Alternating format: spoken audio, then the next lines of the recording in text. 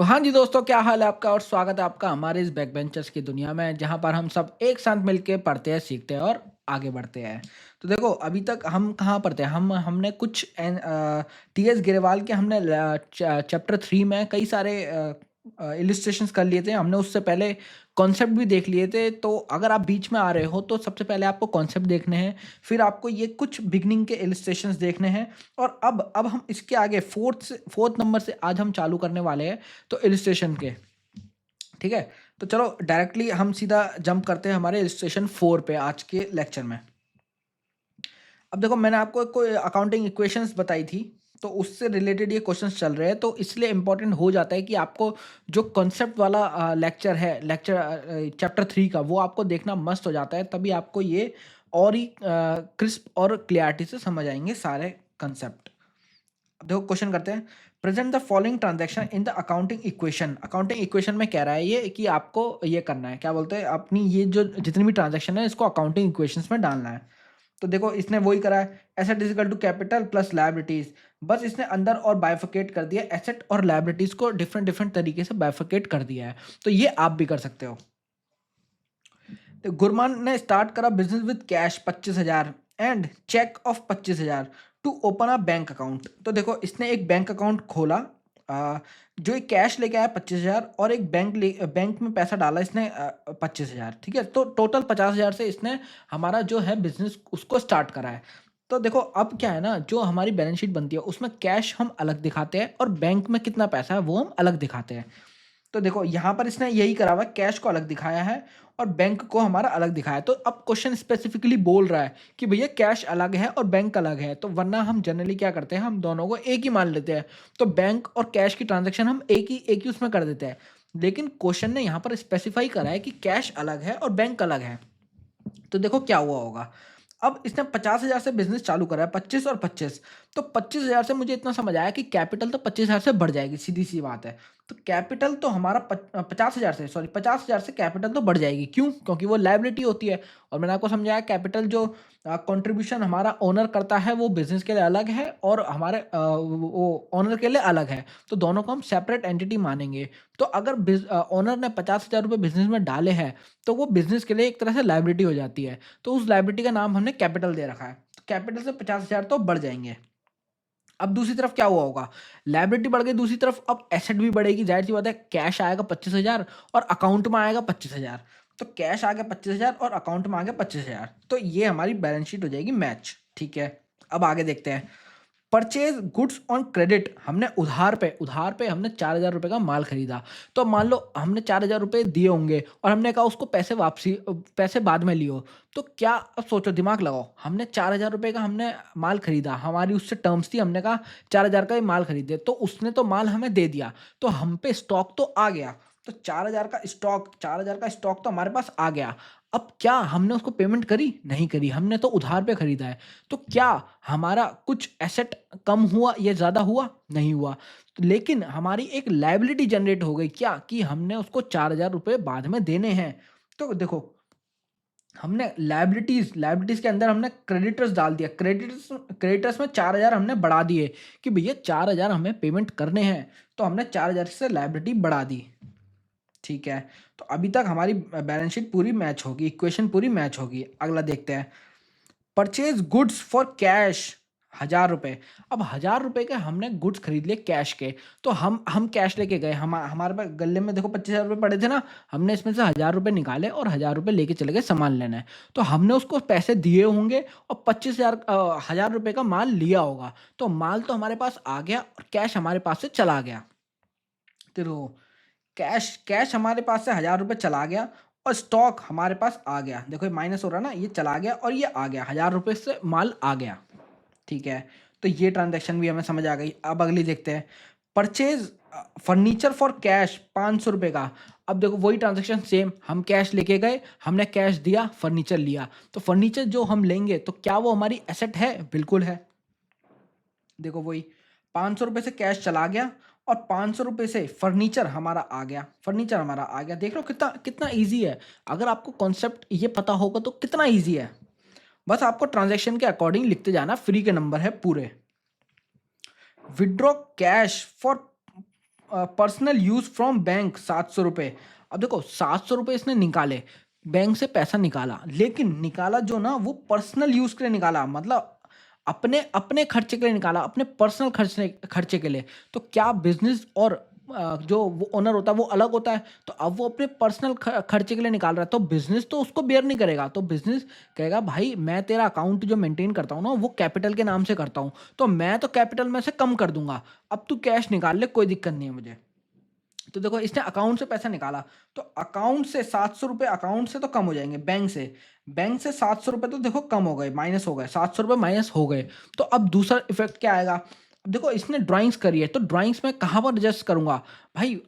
Owner का खाता मैं मेंटेन करता हूँ कैपिटल अकाउंट में, तो कैपिटल अकाउंट से मैं 700 रुपये कम कर दूंगा कि भाई 700 रुपये तू, मैंने तेरे को एक तरह से मैं ये मान लूंगा कि 700 रुपये मैंने 700 रुपये ओनर को लौटा दिए, कि भाई वो अपने पर्सनल यूज के लिए ले गया ना। अब पर्सनल ले जाए तो उसमें मेरा क्या, मैं तो बिजनेस हूँ, तो मेरे को तो उससे फर्क नहीं पड़ना चाहिए, पर्सनल तो तू कहीं पर भी ले जा पैसा।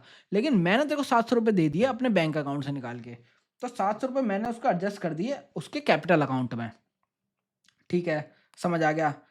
अगली ट्रांजैक्शन देखते हैं।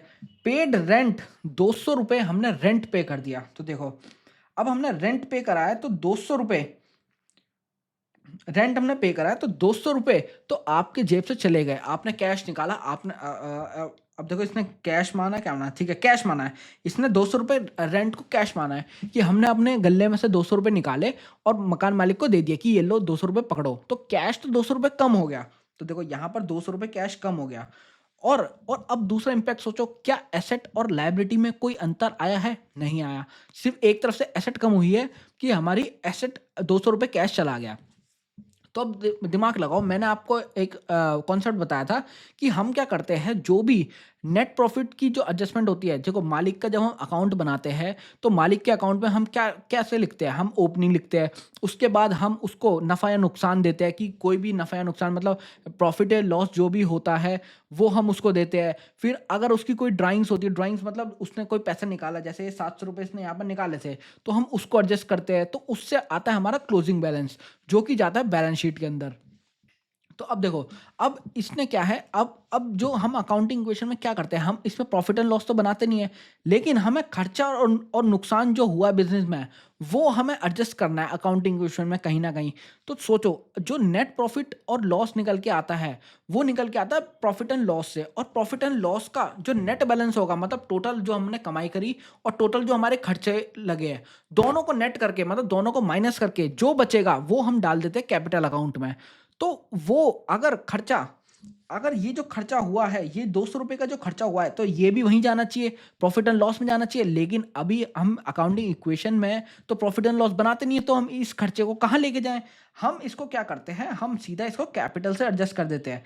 तो 200 रुपये जो ये हमने रेंट पे करा है, तो हम ये मानेंगे ये हमारा खर्चा है, तो ये खर्चा हम 200 रुपये सीधा प्रॉफिट एंड इसके कैपिटल से कम कर देंगे, कि हमने मान लिया ये हमने खर्चा कर दिया। देखो, जो नॉर्मल अकाउंट्स होती है उसमें तो हम प्रॉफिट एंड लॉस बनाते हैं, तो वो अलग सिस्टम से आता है, उससे प्रॉफिट पूरा नेट निकल के हमारे कैपिटल में आता है। बट अकाउंटिंग इक्वेशंस के क्वेश्चन में आपको सीधा कैपिटल से एडजस्ट कर देना है, कि भैया हम हमारा जो फायदा नुकसान है हम कैपिटल से एडजस्ट करेंगे। तो 200 रुपये ये हमारे कैपिटल से एडजस्ट हो गए। ठीक है, अब नेक्स्ट देखते हैं। Received interest from bank, bank से हमें पैसा मिला है, बैंक से पैसा मिला 100 रुपये। तो देखो पैसा रिसीव्ड इंटरेस्ट, अब देखो इसने हाँ ठीक है, इसने बैंक से पैसा हमें मिल गया, बैंक से हमें पैसा मिल गया, तो बैंक ने, जाहिर सी बात है बैंक तो कैश आके देगा नहीं, बैंक आपके अकाउंट में क्रेडिट कर देगा। तो 100 रुपये रिसीव्ड इंटरेस्ट, 100 रुपये आपका इंटरेस्ट से, मतलब बैंक तो बढ़ गया, 100 रुपये से आपके बैंक में पैसा आ गया, तो मतलब आपके एसेट बढ़ गई, बैंक बढ़ गया, बैंक का बैलेंस बढ़ गया, तो 100 रुपये से बैलेंस बढ़ गया। तो अब इसका दूसरा इम्पैक्ट कहाँ लेके जाऊँ, सोचो। तो मैं जो तो ये हमारा प्रॉफिट है, क्योंकि हमारे इनकम स्टेटमेंट से निकल के आएगा, प्रॉफिट एंड लॉस से निकल के आएगा। तो प्रॉफिट एंड लॉस की मैं एडजस्टमेंट कहाँ पर करता हूँ अकाउंटिंग इक्वेशन में, कैपिटल अकाउंट में। देखो 100 रुपये मैंने कैपिटल अकाउंट में भी बढ़ा दिए, कि एक तरफ से मैंने इनकम मान ली कि ये हमारे बिजनेस ने कमाया है। तो जो ओनर होगा वो लास्ट में, ये अगर मान लो आज ही इसको बिजनेस क्लोज करना होगा, तो ओनर बोलेगा 100 रुपये तेरा अकाउंट बैंक का भी तो इंटरेस्ट आया था, वो भी मुझे दे। तो ये 100 रुपए मुझे उसको देने पड़ेंगे, तो इसलिए मैंने अपनी एक तरफ से 100 रुपए की कैपिटल बढ़ा दी, मतलब लायबिलिटी बढ़ा दी। और दूसरी तरफ मेरे पे एक्चुअल में बैंक में पैसा आ गया 100 रुपए। ठीक है, इतना समझ आ गया। सोल्ड गुड्स ऑन क्रेडिट, हमने उधारी पे माल बेचा, 500 रुपए का माल हमने 700 रुपए का बेच दिया। तो देखो दिमाग में सीधा सीधा प्रॉफिट, सबसे पहले तो प्रॉफिट वाली सिचुएशन निकाल लो। 500 का माल हमने 700 में बेच दिया, मतलब 200 रुपए का हमारे को फायदा तो हो गया। और फायदा हम कहाँ लेके जाते हैं? कैपिटल अकाउंट में। तो 200 रुपए से तो सीधा कैपिटल अकाउंट में लेके चले जाओ, 200 रुपए तो खेल खत्म। अब सोचो, 500 रुपए का हमारे पास माल भी तो गया है, हमने कस्टमर को माल दिया होगा, उसने हमें 700 रुपए दिए होंगे। तो 500 रुपए का माल गया है, तो मेरे स्टॉक में से 500 रुपए तो कम होंगे। तो देखो स्टॉक में से मैंने 500 रुपए, ये मेरा स्टॉक है, मैंने इसमें से 500 रुपए तो कम कर दिए। ठीक है, 500 रुपए का स्टॉक कम हो गया, लेकिन 500 रुपए दिए, 700 रुपए आ गए, तो 700 रुपए से एसेट भी तो बढ़ेगी, मतलब बैंक या कैश जो भी कह लो, वो भी तो बढ़ेगा। अच्छा, उधार पे दिया है, क्रेडिट पे दिया है, मतलब हमने उधारी पे दिया है। तो उधारी पे दिया है तो अभी ना मेरा बैंक बढ़ेगा ना मेरा कैश बढ़ेगा, लेकिन मेरी एक एसेट बढ़ जाएगी। क्या? डेटर्स बढ़ जाएंगे। डेटर्स कौन होते हैं?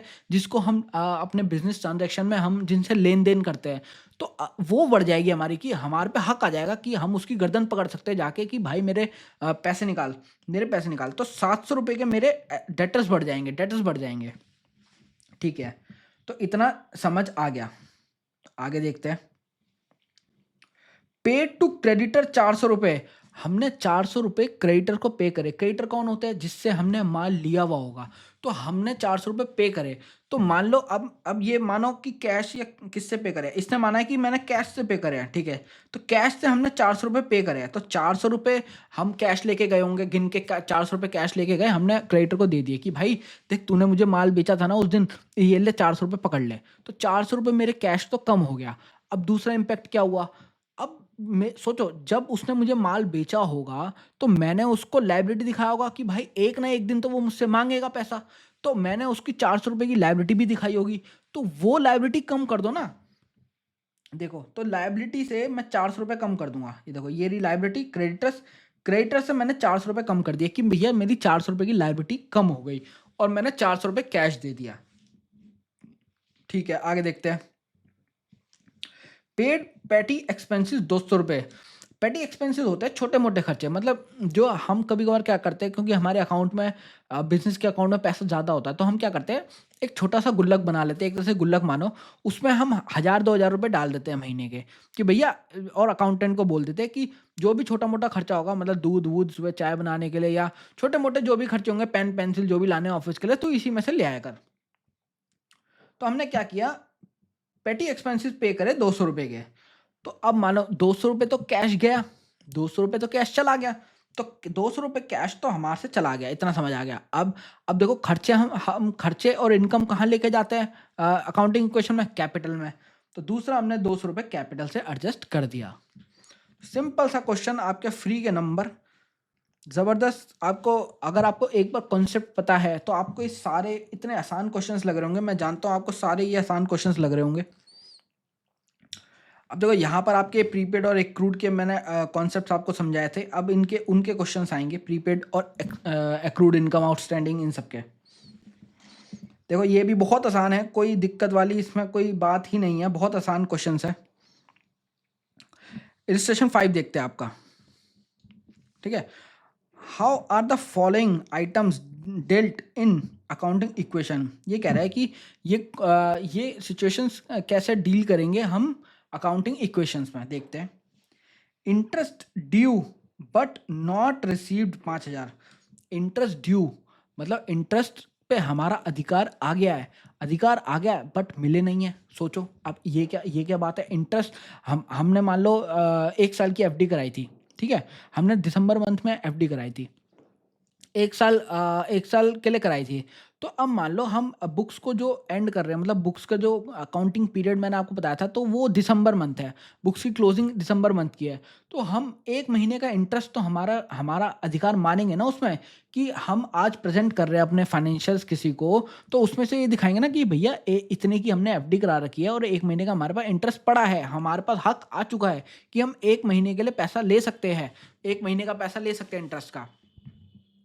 तो इसने कहा है कि इंटरेस्ट जो ड्यू हो गया बट रिसीव नहीं हुआ, तो देखो क्या होगा। Interest due but not received, added to asset, asset मान लो उसको अपनी one side, and to the capital another side.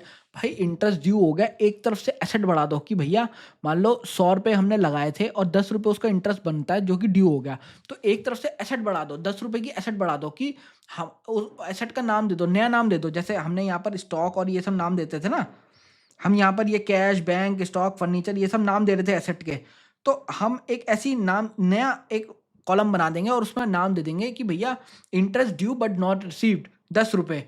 और दूसरी तरफ क्या, कैपिटल, कि हमारा प्रॉफिट एंड लॉस हम कहाँ लेके जाते हैं, कैपिटल अकाउंट में लेके जाते हैं, तो 10 रुपये से हम कैपिटल भी बढ़ा देंगे कि भैया ओनर हमसे मांग लेगा 10 रुपये और। रेंट रिसीव्ड इन एडवांस 10,000, हमने रेंट जो मान लो हमारी कोई प्रॉपर्टी होगी, हम हमारे को उसने जो हमारा टेनेंट था उसने 10,000 रुपये एडवांस में रेंट दे दिया, तो क्या वो हमारी गर्दन पकड़ सकता है कि भाई मैंने तुझे 10,000 रुपये एडवांस दे दिया है और मैं यहाँ पर रहूँगा ही रहूँगा, मैं अपनी सर्विसेज यूटिलाइज करूँगा। तो देखो कैश तो हमारे पास आ गया, तो एक तरफ से 10,000 रुपये कैश तो बढ़ जाएगा क्योंकि उसने पैसा तो दे ही दिया है ना एक्चुअल में, तो पैसा तो कैश तो बढ़ गया। अब दूसरी तरफ एक लायबिलिटी भी बढ़ेगी कि भाई हमारे को रेंट एडवांस में मिला हुआ है, अभी तक उसने सर्विसेज यूटिलाइज नहीं करी है बट उसने पैसा दे दिया है। Will increase cash, asset side में कैश को बढ़ा देगा, और इंक्रीज द लायबिलिटी, लायबिलिटी बढ़ा देगा। एक नया कॉलम डाल देंगे भैया रेंट रिसीव्ड इन एडवांस नाम से, ठीक है। Insurance premium paid in advance, 15,000 रुपये का इंश्योरेंस प्रीमियम हमने एडवांस में पे कर दिया।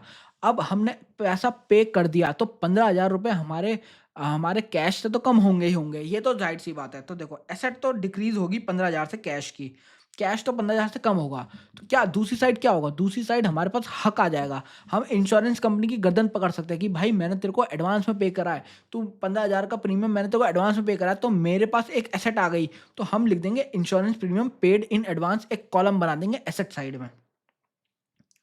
Increase in another asset prepaid insurance के नाम से हम एक एसेट बना देंगे कि भैया ये हमारे पास हक आ गया है। जो मैंने आपको डेफिनेशन में, एसेट की डेफिनेशन में बताया था कि किसी का हक आना भी एक एसेट होता है।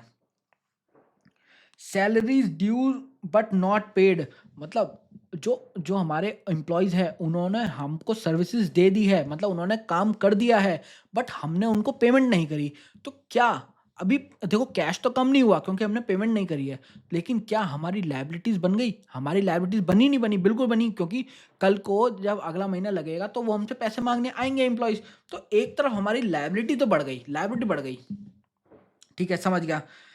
अब देखो लायबिलिटी बढ़ गई तो, और दूसरी तरफ क्या इम्पैक्ट आया, तो सोचो जो हमें सैलरी देनी थी क्या वो खर्चा था, वो हमारा खर्चा था ना, हम किसी से काम कराएंगे तो क्या उन्हें सैलरी नहीं देंगे, तो सैलरी तो देंगे देंगे, तो क्या वो पिछले मतलब जिस महीने में हमने काम कराया उसी महीने का खर्चा था, बिल्कुल था। और मैंने आपको कॉन्सेप्ट में समझाया है कि जिस महीने का खर्चा उसी महीने में लेके जाओ, याद करो कौन सा कॉन्सेप्ट था, मैचिंग कॉन्सेप्ट, कि जिस महीने में आप उस इनकम को जनरेट करने के लिए वो कर रहे हो, मतलब जिस इनकम के लिए जनरेट कर रहे हो उसका खर्चा आप उसी साल में या उसी महीने में लेके आओ।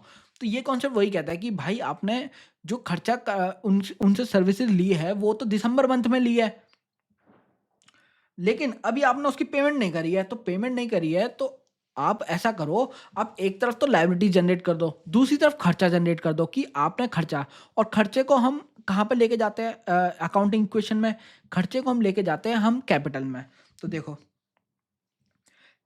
Salary being an expense, salary हमारा खर्चा है, डिडक्ट होगा कैपिटल में से भाई, क्योंकि खर्चा और इनकम हम कहाँ लेके जाते हैं, कैपिटल में से।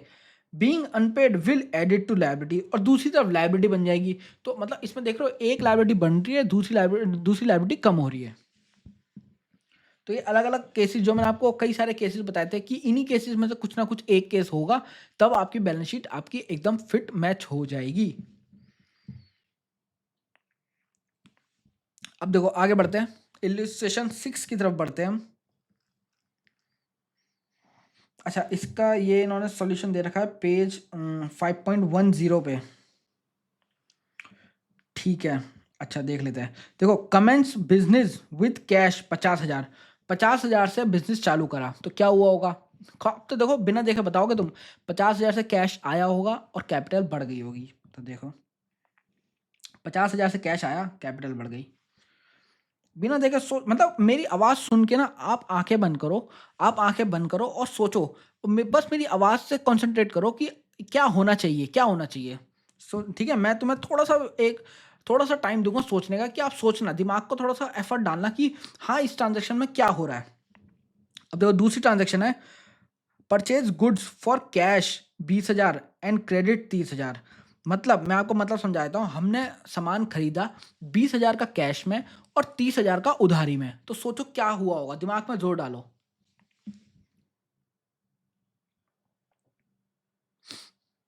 ठीक है, अब देखो, सोचने का टाइम बहुत है। अब इसमें हुआ होगा, 50,000 का हमारे पास माल आया होगा और 20,000 का जिसका हमने कैश दे दिया, और 30,000 का हमने क्या किया, उधारी ले ली। मतलब हमने एक तरह से लायबिलिटी बढ़ा ली अपनी। तो अब देखो, चलते हैं। 50,000 का मेरे पास स्टॉक तो आ गया, 20,000 का उधारी पे लिया है, और 20,000 का कैश में लिया और 30,000 का उधारी पे लिया है। तो 50,000 का स्टॉक तो बढ़ गया मेरा। ठीक है, 50,000 मैंने उसका 50,000 का माल दे दे, ले 20,000 रुपये पकड़। तो 50,000 का माल तो मेरे पास बढ़ गया। अब 20,000 लेकिन चले भी गए, तो 20,000 मेरे कैश में से कम भी हो गए। अब 30,000 का क्या होगा, 30,000 का मैंने उधारी ले ली, मतलब मेरे क्रेडिटर्स बन गए 30,000 के। तो 30,000 के मेरे क्रेडिटर बन गए। देख रहे हो कितना कितना आसान मतलब चल रहा है सारी चीजें। अब देखो, अगला देखते हैं। Sold goods for cash 40,000, costing 30,000। मतलब हमने गुड्स बेचे, 30,000 के गुड्स को हमने 40,000 का बेच दिए। सोचो।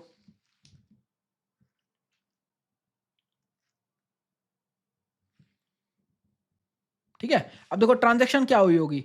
30,000 का मेरे पास माल था, गुड्स का माल था, मैंने उसको 40,000 में बेच दिया। तो मतलब सीधा दिमाग में हिट होना चाहिए, 10,000 का तो प्रॉफिट आ जाएगा। सीधी सी बात है, देखो 10,000 का प्रॉफिट मेरा कैपिटल, और प्रॉफिट हम कहाँ लेके जाते हैं, कैपिटल में। अब लेकिन सोचो, 30,000 का माल भी तो दिया है, तो 30,000 से माल खत्म हो जाएगा, 30,000 का स्टॉक भी खत्म हो जाएगा। और क्या उसने 40,000 रुपये हमें पे करा है, हमने 30,000 के माल को 40,000 में बेचा ना, तो 40,000 वो कैश भी तो देगा हमें।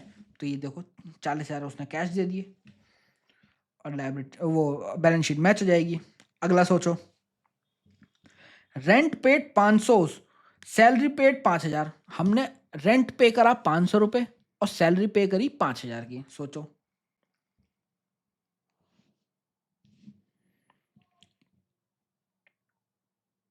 अब देखो, हमने रेंट पे करा मतलब हमारा खर्चा हुआ, हमने सैलरी पे करी मतलब हमारा खर्चा हुआ।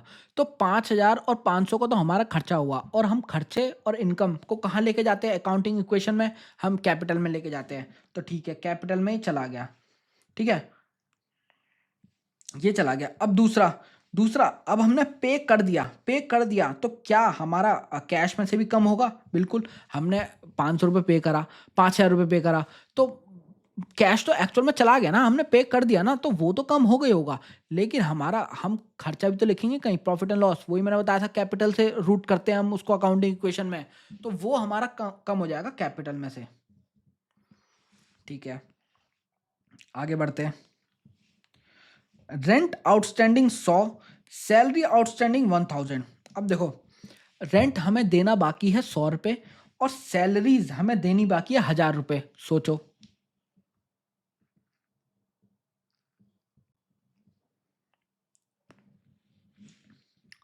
देखो, अब जो रेंट हमें देना बाकी है, अभी हमने दिया नहीं है, तो क्या हमारा खर्चा है, और खर्चा है, जाहिर सी बात है कैपिटल में से एडजस्ट करूंगा। खर्चा तो है 1,000 रुपये और 100 रुपये, दोनों मैंने कैपिटल में से एडजस्ट कर दिए।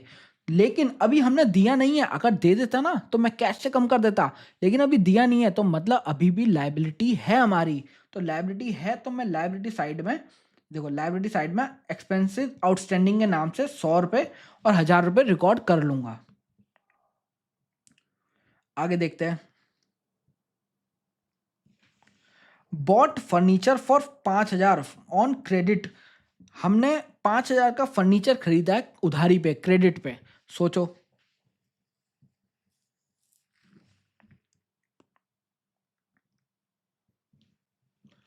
देखो, हमने 5,000 का फर्नीचर खरीदा है, तो क्या ट्रांजेक्शन हुई होगी, हम दुकान पे गए, हमने कहा भैया ये 5,000 का फर्नीचर दे दे मुझे। तो अब उसने मुझे वो दे दिया, तो क्या वो डिलीवरी लेते हुए, सोचो मेरे पास डिलीवरी आएगी, तो 5,000 का मेरे पास फर्नीचर तो आ गया। तो 5,000 का मेरे पास फर्नीचर ये देखो फर्नीचर तो मेरे पास 5,000 का आ गया, ठीक है? क्या मैंने उसको पैसे दिए? नहीं। तो मेरा बैंक और कैश तो मेरा नहीं हिलने वाला बिल्कुल भी। लेकिन क्या मैं उसको वादा करके आया हूँ, मैं अपनी लायबिलिटी बना के आया हूँ वहाँ पर कि भैया मैं 5,000 दे दूँगा ना आपको, तो क्या लायबिलिटी बन गई वहीं? जहाँ मैंने उसको वादा दे दिया कि हाँ, मैं 5,000 दे दूँगा, तो क्या लायबिलिटी बन गई? बिल्कुल हाँ। तो 5,000 से हमारी लायबिलिटी भी बन जाएगी। ये देखो क्रेडिटर्स को ₹5,000 लायबिलिटी हमारी बन गई यहाँ पर, ये देखो। नेक्स्ट ट्रांज़ैक्शन देखते हैं क्या हुई है। Bought refrigerator for personal use 5,000 का। सोचो अब 5,000 का मैंने ओनर ने 5,000 का पर्सनल यूज़ के लिए वो ले लिया, फ्रिज ले लिया, ठीक है? अब फ्रिज ले लिया, अब उसका पर्सनल घर में अपने घर में लगा रहा है वो बिज़नेस से मेरा मेरा मतलब मैं मतलब बिज़नेस मेरा उससे कोई लेना-देना नहीं है, वो अपने घर में लगा रहा है। तो अब सोचो मैं क्या करूँगा? एक बार दिमाग को जोर डालो।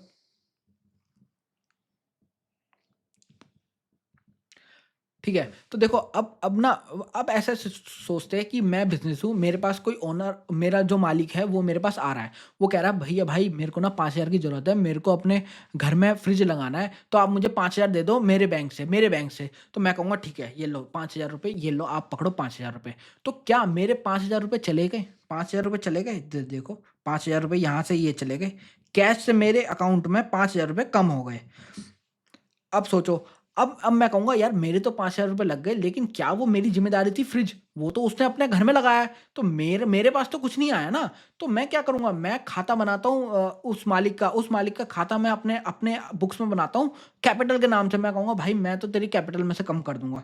तो देखो ₹5,000 कैपिटल में से कम हो गए। यहाँ पर ₹5,000 कैपिटल के नाम से कम हो गए, ये देखो। ठीक है, अब आगे देखते हैं। Bought computer for cash 20,000। देखो ये तो सिंपल सा है, एक एसेट जाएगी दूसरी एसेट आएगी। ₹20,000 कैश चला गया और हम कंप्यूटर खरीद के ले आए। देखो ₹20,000 कैश चला गया और हमने ₹20,000 का कंप्यूटर खरीद लिया। देखो कंप्यूटर खरीद लिया और कैश चला गया। Cash withdrawn for personal use. देखो वही वही सेम केस, सिचुएशन सेम है। वो हमारे पास भागता हुआ आया, भाई कैश दे दे कैश दे दे। मैंने कहा ये ले कैश, ₹10,000 कैश पकड़। और पर्सनल यूज के लिए लिया है, मैं कहूँगा भाई मेरा तो कोई लेना देना नहीं, मुझे तो चाहिए ही नहीं था कैश, तू मेरे से मांग के गया है। और मैं तेरा अकाउंट कहाँ पर मेंटेन करता हूँ? कैपिटल अकाउंट में। मैं उससे सीधा सीधा एडजस्ट कर दूंगा। देखो कैश तो ₹10,000 कम हो गया और ₹10,000 से मैं लायबिलिटी कम कर दूंगा अपनी कैपिटल के नाम की, कि भैया मैंने ₹10,000 चुका दिए इसको, एक तरह से मैं ये मान लूंगा। ठीक है, आगे देखते हैं। Interest on drawing charge 500 and the interest on capital 1,000। अब देखो इंटरेस्ट ऑन ड्राइंग्स हमने 500। इंटरेस्ट ऑन ड्राइंग्स क्या होती है? देखो इंटरेस्ट ऑन ड्राइंग्स होती है देखो ड्राइंग्स क्या होती है? ड्राइंग्स होती है जो मालिक मेरे से पैसा मांग के ले जाता है ना अपने पर्सनल यूज़ के लिए, वो ड्राइंग्स होती है। कि मान लो अब देखो है तो मेरा मालिक ही ना, तो थोड़ी बहुत ट्रांजैक्शन तो कर सकता है ना मेरे साथ। तो उसने मुझसे बोला कि यार मेरे पास ना अभी पैसे नहीं है, तो मेरे को थोड़े से पैसे दे दे। मैं कहूँगा ठीक है मैं दे दूंगा, लेकिन मैं भी कम चालू नहीं हूँ। मैं कहूँगा भाई देख ऐसा है, हमारे अकाउंट्स में एक कॉन्सेप्ट है कि हमारा जो ओनर होता है वो अलग होता है और हम उससे अलग होते हैं। तो अगर मैं यही पैसे बाहर वाले को देता ना, तो मैं इंटरेस्ट चार्ज करता उससे। उसने कहा ले ले भाई मुझसे भी ले ले, क्या दिक्कत है? तो मैं कहूँगा ठीक है, मैं तुझसे इंटरेस्ट ऑन ड्राइंग चार्ज करूँगा। तो ये मैंने चार्ज करे ₹500 कि भैया ₹500 तू मेरे को देगा इंटरेस्ट के नाम के। ठीक है, अब कहेगा, अब वो मालिक कहेगा अच्छा जी ऐसी बात हो गई, अब तेरे मेरे बीच ऐसी बात हो गई। मैं कहूँगा हाँ। वो कहेगा अच्छा ठीक है, अब तू ये बता। अब मालिक कहेगा मुझे कि ऐसा ऐसा है, मैंने तुझे पैसे दिए थे याद है, जब तेरे पास कुछ भी नहीं था। जब मैंने तुझे स्टार्ट किया था तो मैंने तुझे कुछ पैसे दिए थे, मान लो 10,000 20,000 50,000 जितने भी लिए थे। तो अब तू मुझसे, अब मेरे को आज पैसों की जरूरत है, तू मुझसे इंटरेस्ट ले रहा है। तो अब जो मैंने उस वक्त तुझे पैसे दिए थे, तो क्या उस पर भी इंटरेस्ट तू मुझे देगा? तू मुझे उस पे भी इंटरेस्ट दे, या तो आज मत ले या मेरे उस वाले पैसे पे ले, मेरे उस वाले पैसे पे इंटरेस्ट दे। तो मैं कहूँगा ठीक है भाई तू भी मुझसे इंटरेस्ट ले ले। तो ये वो है इंटरेस्ट ऑन कैपिटल। ये वो इंटरेस्ट है कि जो मैं दे रहा हूँ बिजनेस, मैं बिजनेस उसको दे रहा हूँ ₹1,000। और ये वो है इंटरेस्ट ऑन ड्राइंग, ये वो है जो मैं उससे लेने वाला हूँ कि भाई तू मुझे पैसे दे, क्योंकि तू मुझसे ड्राइंग्स कर रहा है, तू मेरे से पैसा निकाल के लेके जा रहा है। और ये वो है इंटरेस्ट ऑन कैपिटल कि भाई जो वो कहेगा जो मैंने तुझे पैसे दिए थे अब उस पर तू मुझे दे। तो ठीक है, अब देख लेते हैं, इन दोनों को देख लेते हैं। इंटरेस्ट ऑन ड्राइंग्स देखो, 500 रुपये कैप, अब देखो इंटरेस्ट ऑन ड्राइंग 500 रुपये कैपिटल में। अब देखो ये इंटरेस्ट ऑन ड्राइंग वो मुझसे ले गया, ठीक है। अब ये कहाँ पर होंगे? अब ये जाहिर सी बात है, हम ये हमारा एक तरह से खर्चा है, तो हम इसको कैपिटल में एडजस्ट करेंगे। हम इसको कैपिटल में एडजस्ट करेंगे क्योंकि हम खर्चे और इनकम कैपिटल में एडजस्ट करते हैं। तो हमारे पास मान लो 500 रुपये की इनकम हुई, हमारे पास 500 रुपये की इनकम हुई, हमने कमाई करी, तो मैं उसको कैपिटल अकाउंट से एडजस्ट करता था कि 500 रुपये हम उसमें बढ़ा देता था कैपिटल में। अब लेकिन मालिक से ही हुई, तो उसी में ही प्लस होंगे और उसी में ही माइनस होंगे।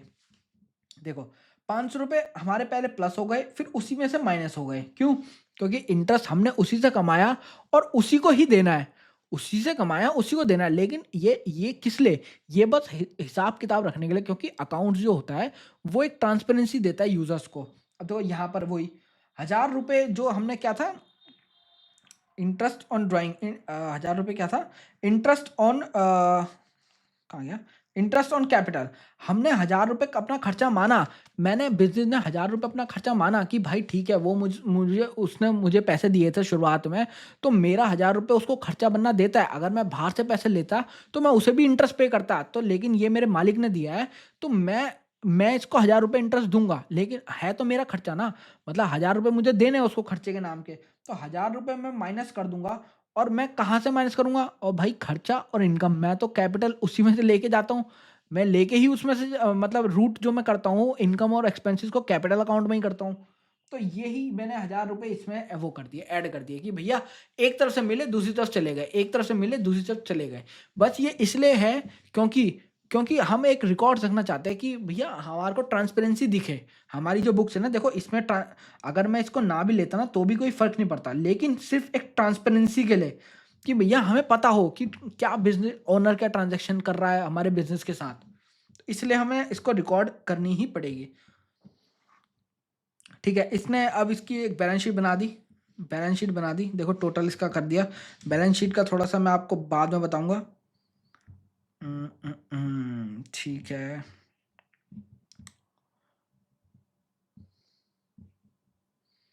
अब देखो जल्दी जल्दी एक ये भी देख लेते हैं, इलिस्ट्रेशन 7 देख लेते हैं, थोड़ा स्पीड में देखते हैं क्योंकि ये ऑलमोस्ट सेम सिचुएशन चल रही है सबकी।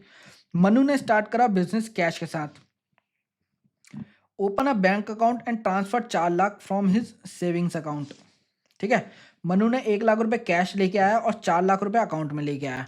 ठीक है, तो वही 5 लाख रुपए से कैपिटल बढ़ जाएगी और 1 लाख रुपए 1 लाख रुपए कैश में आ जाएंगे और 4 लाख रुपए हमारे अकाउंट में आ जाएंगे। तो देखो 4 लाख रुपए बैंक में आ गए, 1 लाख रुपए से कैश बढ़ गया और कैपिटल 5 लाख से बढ़ गई। सिंपल ट्रांजैक्शन में देखो वही हो रही है, बस थोड़े से इन्होंने क्वेश्चंस बढ़ा रखे और कुछ नहीं है। Purchase a building from Sohan for 12 lakh paid by taking a loan from the SBI। ठीक है, देखो एक बिल्डिंग खरीदी सोहन से 12 लाख रुपए की, ठीक है, paid by taking loan from SBI से लोन लिया 10 लाख रुपए का। ठीक है, अब 12 लाख की बिल्डिंग खरीदी, 10 लाख रुपए का लोन लिया, तो सोचो 2 लाख रुपए कहाँ से आए होंगे? जाहिर सी बात है, या तो अपने में से दिए होंगे या कैश में से या मतलब बैंक में से दिए होंगे या कैश में से दिए होंगे। अब यहाँ पर हम बैंक और कैश को अलग अलग मेंटेन कर रहे हैं, तो 4 लाख रुपए हमने कैश में थे, तो मान लेते हैं ये सिचुएशन, मान लेते हैं कि 2 लाख रुपए हमने बैंक में से पे किए होंगे, क्योंकि अभी हमारे पास कैश तो 1 लाख ही है ना, तो 2 लाख तो पे कर नहीं पाएगा, तो इसलिए मैं इसमें मान लेता हूँ कि 2 लाख रुपए इसने कैश अपने बैंक में से पे कर दिए। तो देखो 12 लाख की तो बिल्डिंग आ जाएगी, जाहिर सी बात है। देखो 12 लाख की तो बिल्डिंग आ गई मेरे पास, क्योंकि 12 लाख रुपए मैंने सोहन को पे करे ना, तो 12 लाख की बिल्डिंग का हक आ गया मेरे पास, तो 12 लाख की बिल्डिंग आ गई। 2 लाख रुपए मैंने बैंक से दे दिए, क्योंकि मेरे पास 10 लाख रुपए का मेरे पे मैंने लोन लिया है, तो ये लोन को मैं कहाँ दिखाऊं? मैंने बैंक से लोन ले लिया, तो क्या मेरी लाइबिलिटी बन गई? बिल्कुल हाँ। तो लोन फ्रॉम SBI मेरी 10 लाख रुपए की लोन की लाइबिलिटी बन गई कि भैया ये मुझे लोन चुकाना है। ठीक है, आगे देखो, paid interest on loan 20,000 and installment 1 lakh. हमने इंटरेस्ट ऑन लोन पे करा, तो देखो इंटरेस्ट क्या है? इंटरेस्ट हमारा खर्चा है, और मैंने आपको बताया था खर्चा हम कहाँ से एडजस्ट करते हैं अकाउंटिंग इक्वेशन में, कैपिटल अकाउंट से। और हमने इंस्टॉलमेंट भी दी 1 लाख रुपए की, ₹1,00,000 की इंस्टॉलमेंट भी दी, तो इंस्टॉलमेंट भी क्या है, हमारा खर्चा है, और खर्चा हम कहाँ से एडजस्ट करते हैं, कैपिटल अकाउंट से। देखो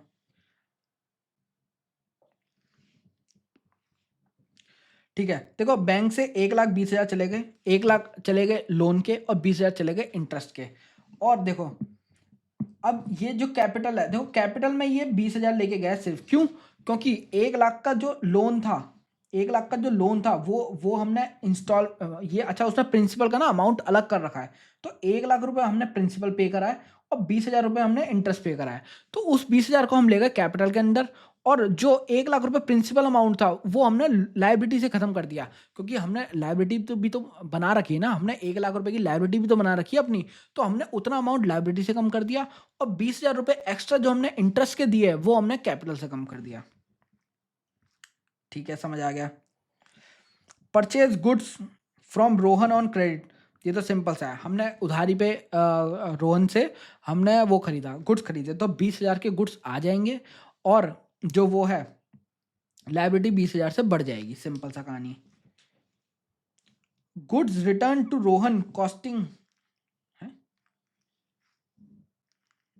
अच्छा ये 1,00,000 के, ठीक है, ये 1,00,000 के हैं, और हमने 20,000 के जो 20,000 के वो थे ना गुड्स थे, वो हमने वापसी कर दिए। तो सोचो इसमें क्या हुआ होगा, पहले हमने 1,00,000 के खरीदे, अब 20,000 के हमने वापसी कर दिए, तो जब हमने खरीदे थे तो हमारे पास स्टॉक आया होगा, और दूसरी तरफ लायबिलिटी बढ़ गई होगी कि हमें 1,00,000 रुपए देने हैं, अब हम रिटर्न कर रहे हैं, तो क्या 20,000 का स्टॉक मैंने वापसी कर लिया, रोहन के पास गया, ये ले भाई पकड़ अपने 20,000 के माल, तो क्या 20,000 का स्टॉक मेरे से चला गया, तो 20,000 तो स्टॉक में से चले जाएंगे। दूसरी तरफ रोहन, अब रोहन कहेगा भाई मैं कहूँगा कि 1,00,000 रुपए मैंने तेरे को देने थे, 20,000 का मैंने तेरे को आज माल वापसी कर दिया, तो वो जो मेरे 1,00,000 रुपए देने थे, लायबिलिटी जो थी मेरी, तो क्या मैं उसमें से 20,000 माइनस कर दूं? वो कहेगा हाँ बिल्कुल कर दे, क्योंकि सही है, 20,000 रुपए कम देने हैं। देखो 20,000 रुपए मेरे यहाँ से चले गए, 20,000 रुपए मेरे स्टॉक में से चले गए, और 20,000 मेरे मेरी लायबिलिटी से कम हो गए, मतलब मेरे क्रेडिटर्स में से कम हो गए। ठीक है, ये एक नई ट्रांजैक्शन थी, तो ये एक बार देख लेना। Sold goods costing 40,000 for 50,000 on credit to Ram. देखो ये मैं आपको ये ट्रांजैक्शन बहुत बार बता चुका हूँ कि 40,000 की ट्रांजैक्शन 10,000 रुपये का हमारा प्रॉफिट चला जाएगा हमारे कैपिटल अकाउंट में, और 50,000 रुपये कैश में आ जाएगा, क्योंकि क्रेडिट में आ जाएगा, क्रेडिट में आ जाएगा, तो हमारे डेटर बन जाएंगे, कैश तो आया नहीं है, तो 50,000 से डेटर बढ़ जाएंगे, और 40,000 रुपये से हमारा स्टॉक कम हो जाएगा। ये ट्रांजैक्शन मैं बता चुका हूँ आपको। Taking took goods for business for personal use, business के गुड्स पर्सनल यूज के लिए ले गया, तो देखो वही कैपिटल में से, एक तरफ कैपिटल में से कम कर देंगे, दूसरी तरफ गुड्स में से कम कर देंगे, क्योंकि मान लो हम कोई फिनिश गुड बनाते हैं, हम जीन्स और पैंट बनाते हैं, अब ओनर को अच्छी लगी, वो जीन्स और पैंट उठा के ले गया 2-4, अब वो ले गया ना 2-4, तो स्टॉक तो मेरा एक्चुअल में कम हो गया ना, तो उतने वैल्यू का मैं स्टॉक कम कर दूंगा, और उतने वैल्यू का मैं उसके अकाउंट, क्योंकि मैं मेंटेन करता हूँ उसका अकाउंट कैपिटल में, तो उतने से मैं कैपिटल कम कर दूंगा। एक्रूड इंटरेस्ट 20,000 का, देखो इंटरेस्ट एक्रू हो गया, हमारे पास हक आ गया, तो एक तरफ तो मैं एक्रूड इंटरेस्ट की एसेट बना दूंगा कि भैया मेरी एसेट बन गई, मेरे पास हक आ गया, देखो हक आ गया, कहाँ है ये रहा, एक्रूड इंटरेस्ट, एक तरफ मेरे पास 5,000 से हक आ गया एक्रूड इंटरेस्ट के नाम से, दूसरी तरफ क्या, दूसरी तरफ मेरे इनकम हो गई, इनकम और इनकम एंड एक्सपेंसेस को मैं कहाँ लेके जाता हूँ, कैपिटल अकाउंट में, तो देखो ठीक है, आगे बढ़ते हैं।